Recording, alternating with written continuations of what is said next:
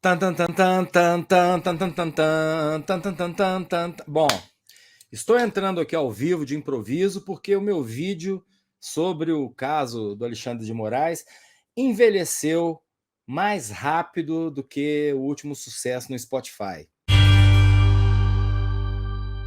Já saíram várias informações, então ele está desatualizado. Entro aqui de improviso para tentar deixar para vocês registrado as novas informações que eu acabei de receber e quero compartilhar com todos. Para começar, me chamou muitíssimo a atenção, eu quero compartilhar com vocês uma postagem ali no Twitter, onde um cara chamou a atenção para aquela que seria a possível fonte do Glenn Greenwald. E parece que dessa vez nós não temos um hacker de Araraquara, a gente tem um ressentido que tomou um pé na bunda do TSE. Vamos acompanhar isso juntos, aí vocês vão entender. Olha aqui, ó. Acabei de ver essa postagem aqui do Luiz Costa Pinto e não é nova, ela foi feita às 10 da manhã, eu que perdi mesmo. Os tais Serapião e Greenwald apenas foram usados pela extrema-direita para tentar tirar o Alexandre de Moraes da relatoria das ações contra os golpes de Bolsonaro no STF. Não deixam claro a origem dos tais 6 gigabytes de mensagem.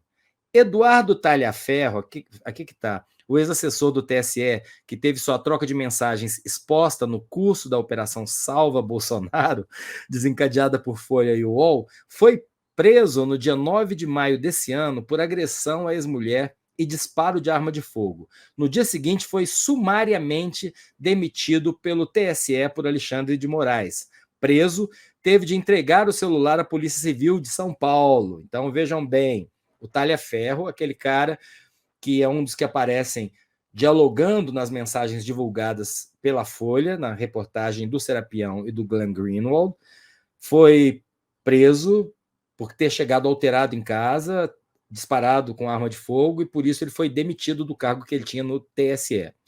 Ao menos por algum tempo, os dados de Talhaferro estiveram suscetíveis à cópia pela Polícia Paulista, comandada pelo Guilherme Derrite e por Tarcísio de Freitas.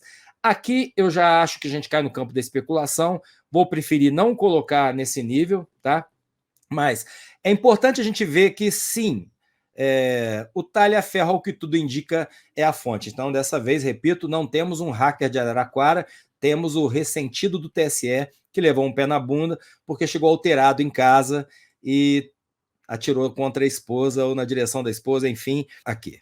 Esse é o Talhaferro, que aparece conversando com o interlocutor dele, que é o assessor do ministro Alexandre no STF. Então vejam que ao tempo todo o ministro do STF, que presidia o inquérito, conversando com o presidente do TSE, que era o mesmo cara. Então, naturalmente, como depois o Alexandre diria no plenário do STF agora há pouco, não faz sentido você oficializar você mesmo quando você está conversando com você mesmo. Então, o que acontecia é que ele dava as determinações, uma vez cumpridas, eram oficializadas a partir daquilo. Então, essa é a defesa do STF para que não haja nada errado. Mas, realmente, esse assessor, o Talhaferro, foi preso por violência doméstica em São Paulo, mas não apenas isso. Ele foi demitido pelo Xandão. Assessor do TSE é demitido após prisão por violência doméstica. Eduardo de Oliveira Talhaferro era chefe de área vinculada à presidência da corte, que aguarda rigorosa apuração. Então, eu acho que por si só isso já seria motivo para um vazamento. Eu não acho que seja uma questão de já trazer para dentro aqui de cara. Como todos sabem, eu não sou de jogar falsas suspeitas. Eu levo muito a sério essa questão da apuração e de fontes. Não vou chegar aqui jogando o nome do Tarcísio, ou do governo Tarcísio, ou dizer que foi a PM que vazou, porque o próprio Talhaferro já teria motivações de sobra para tentar sacanear o Alexandre de Moraes.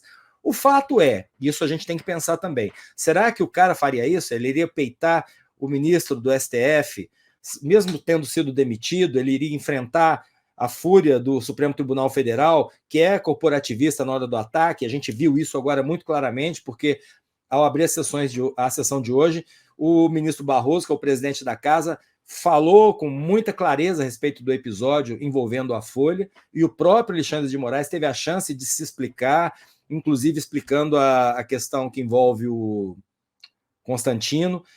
Eu prefiro crer que o próprio Talhaferro talvez tenha entregado, mas não é demais também supor que alguém possa ter vazado e que se isso circulou pela Polícia Militar de São Paulo, talvez esteja ali a origem da fonte. Então essas são as correções que eu vim fazer aqui. Por enquanto, tudo especulação, tá bom? Mas é legal ver, principalmente, a velocidade com que o STF se pronunciou e a forma com que ele se pronunciou, sustentando as posições do ministro Alexandre e dizendo ele não está só.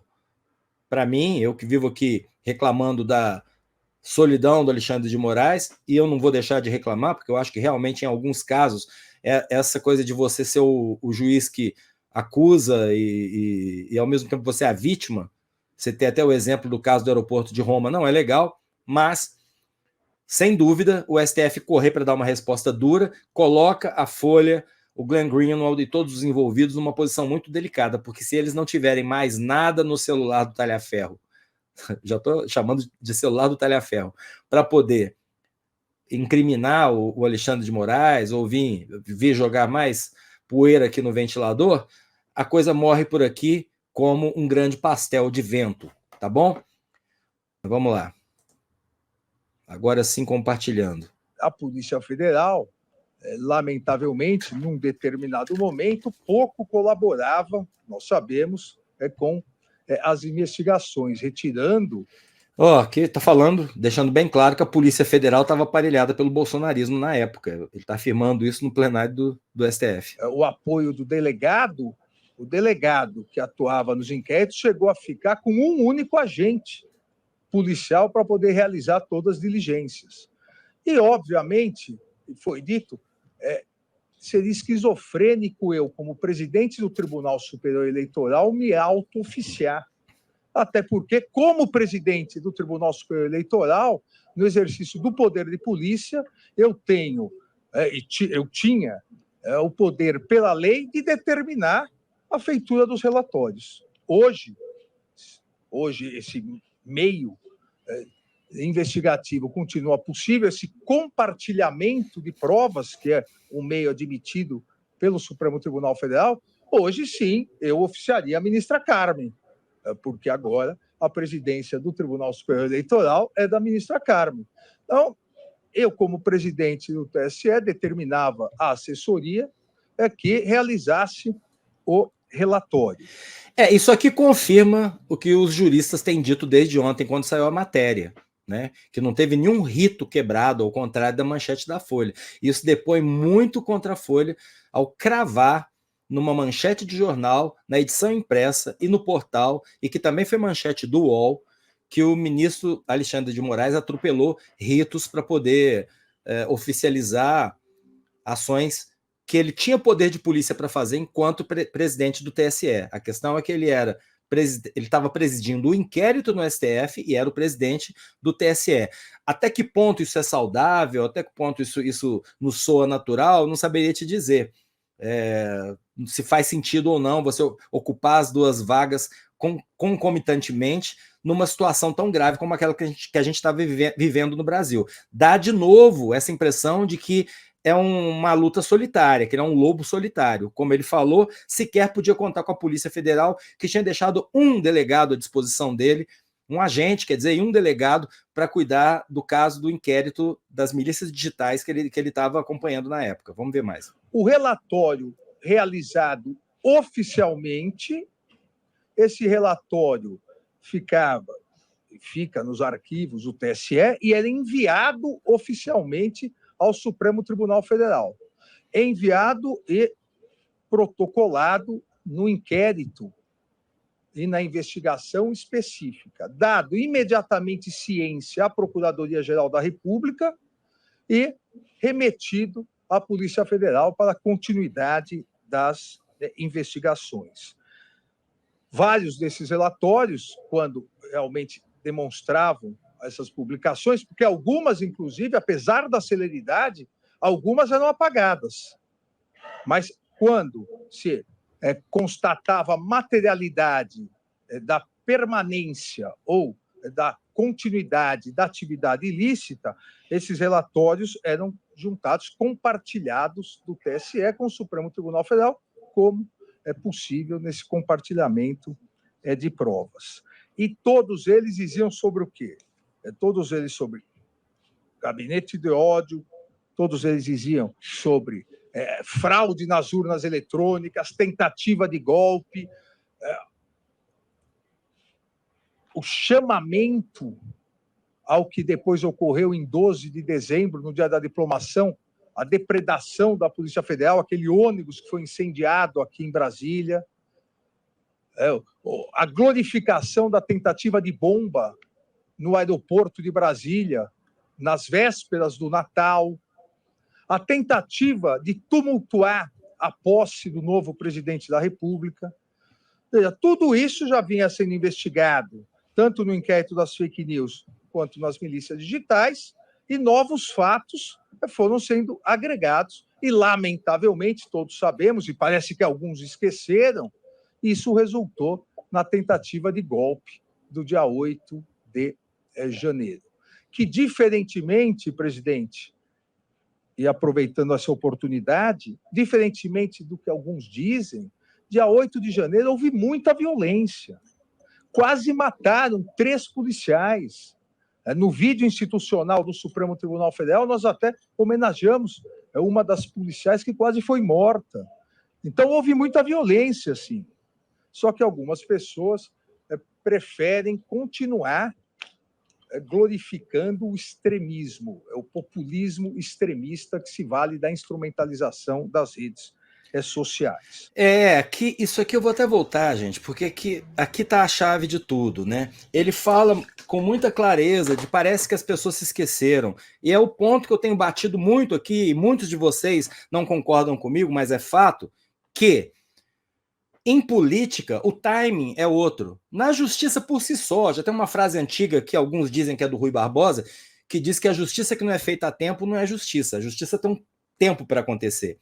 Eu vejo horrores acontecendo todo dia no judiciário brasileiro, como, por exemplo, um amigo meu que está aguardando uma confirmação da aposentadoria dele, a coisa fica parada lá no INSS, está judicializado e o cara não recebe. A mesma coisa acontece em relação a esse processo que a gente viveu no 8 de janeiro de 2023, já estamos em agosto de 2024.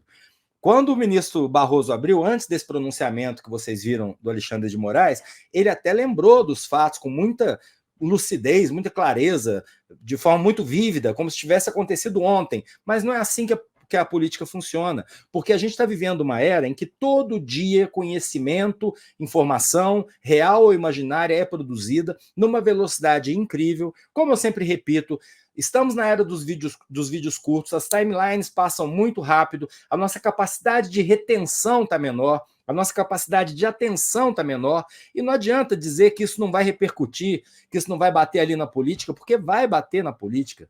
E isso, então a gente precisa ter respostas mais rápidas para determinados fatos, como esse, que é uma tentativa de golpe de Estado. É muito importante ver o STF se posicionando igual ele se posicionou hoje, com muita clareza, contra o que aconteceu no Brasil, especialmente em 2022, mas não apenas, durante os 4 anos de ataque do bolsonarismo à democracia. Se a gente não for muito forte no sentido de bater no bolsonarismo pelo que ele foi, um movimento golpista, extremista, antidemocrático, a gente corre o risco de ter normalizada toda essa realidade absurda, de pesadelo que a gente viveu, e repetida.